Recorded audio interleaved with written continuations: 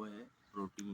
Protein जो कि हमारे शरीर की बहुत ही ज़्यादा आवश्यक न्यूट्रिशन होता है, एक तरह का पोषक तत्व होता है जो हमारे शरीर की रोज़ की रिक्वायरमेंट होती है और हमारा शरीर जो है उसको स्टोर करके नहीं रख पाता है। इसलिए जो है प्रोटीन की आवश्यकता और भी ज़्यादा हमारे शरीर को होती है कि जो है हम जो हमारी जो रोज़ की जो नीड्स होती है प्रोटीन को उसको फुलफ़िल करना बहुत ही आवश्यक होता है। नहीं तो क्या होता है कि हमारा मसल्स जो है वो लॉस होने लगता है।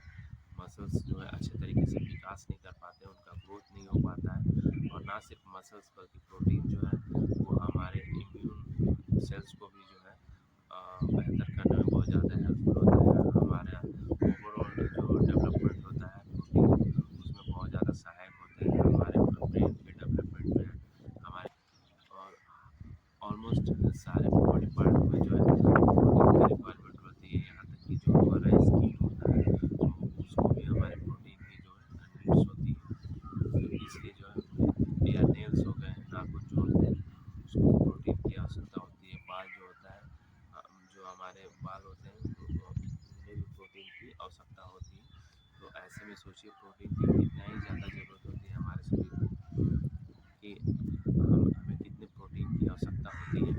तो हमारा जो भी बॉडी वेट होता है, मान लीजिए कि अगर मैं 80 केजी का हूँ तो मुझे रोज़ की प्रोटीन की आवश्यकता जो है 80 ग्राम प्रोटीन की आवश्यकता होगी। तो जिनका जितना बॉडी वेट होता है उतने ग्राम प्रोटीन की उनकी आवश्यकता होती है रोज़ की रिक्वायरमेंट जो प्रोटीन की होती है। तो जनरली हमें प्रोटीन कहाँ से मिलता है? तो प्रोटीन जनरली हमें दूध से, पनीर से या जो डेयरी प्रोडक्ट्स जो होते हैं उससे मिलता है, मछलियों से, मांस से, अंडे से, इन सब चीज़ों से जो है जो दाल होते हैं दाल से या फिर जो फलियाँ होती हैं उनसे प्रोटीन मिलता है। पहले हमें इन्हीं सब चीज़ों से मिलता है।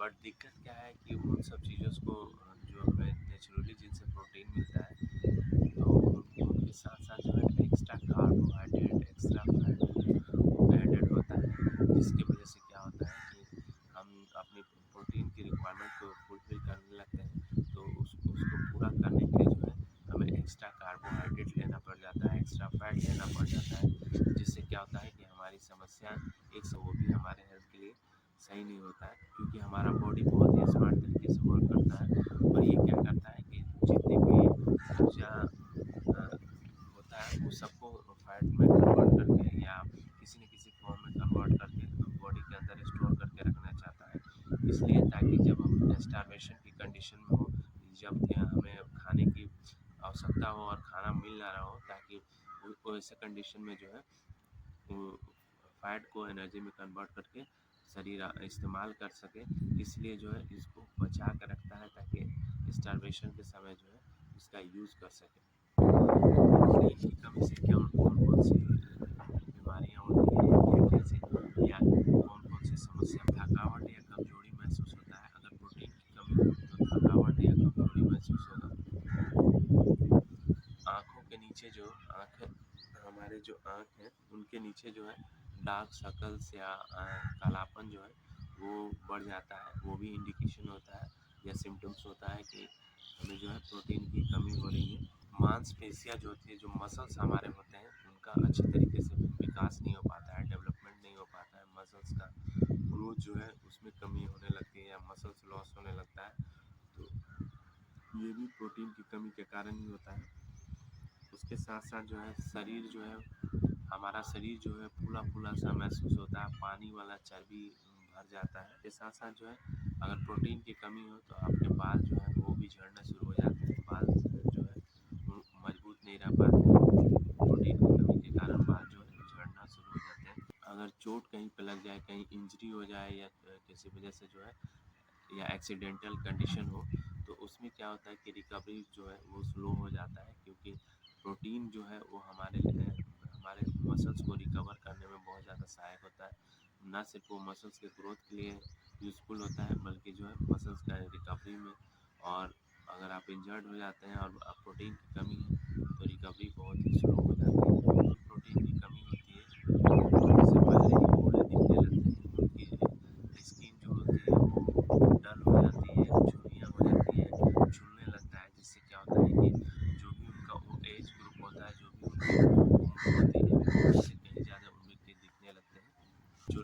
नेल्स होते हैं, नाखून भी फटने लगते हैं। अगर प्रोटीन की कमी हो जाए तो उसकी वजह से जो है नाखून भी फटने लगते हैं, पैरों के, हाथों के। अगर हम हर्बलाइफ का प्रोटीन यूज़ करते हैं, अगर हर्बलाइफ के प्रोटीन को यूज़ करते हैं तो उससे क्या क्या फ़ायदा होता है। तो सबसे पहले तो ये सोया प्रोटीन होता है। हर्बलाइफ का जो प्रोटीन होता है वो सोया प्रोटीन होता है। कहने का मतलब है कि इसमें ये फैट फ्री होता है, इसमें फैट नहीं होता है। ये जितनी प्रोटीन की आवश्यकता होती है बस वो प्रोटीन ही इसमें अवेलेबल होता है। ये मांसपेशियों के डेवलपमेंट में, उनके ग्रोथ में, उनको अच्छे तरीके से रिकवरी में जो है बहुत ही ज़्यादा हेल्पफुल होता है, बहुत ही ज़्यादा बेनिफिशियल होता है।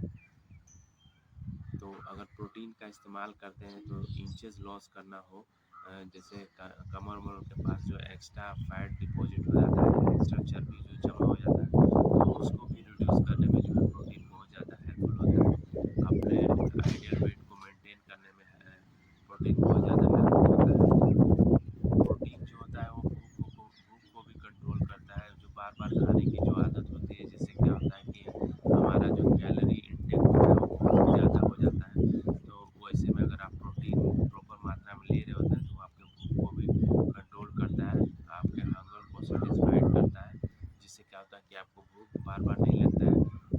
तो प्रोटीन का इस्तेमाल कौन कौन कर सकते हैं, तो अगर जिनको वेट लॉस करना है, वजन घटाना है, वजन बढ़ाना है या खुद को मेंटेन रखना है, तीनों ही कंडीशन में जो है प्रोटीन का यूज़ कर सकते हैं। यानी कि अगर वेट लॉस कर रहे हैं तो भी आप प्रोटीन यूज़ कर सकते हैं, वेट गेन कर रहे हैं तो भी यूज़ कर सकते हैं, या वेट को मेंटेन रखना है, आइडियल वेट को, तो उस कंडीशन में भी जो है प्रोटीन का यूज़ कर सकते हैं। तो किनको प्रोटीन अवॉइड करना है, सबसे इम्पोर्टेंट बात, जिनको भी यूरिक एसिड की समस्या हो वो प्रोटीन कंज्यूम नहीं करेंगे जब तक कि उनका 5 kg वेट लॉस नहीं हो जाता है। 5 kg वेट लॉस होने के बाद ही जो है, अगर उनके कोच उनको गाइड करते हैं तभी वो प्रोटीन यूज़ करेंगे, क्योंकि यूरिक एसिड की समस्या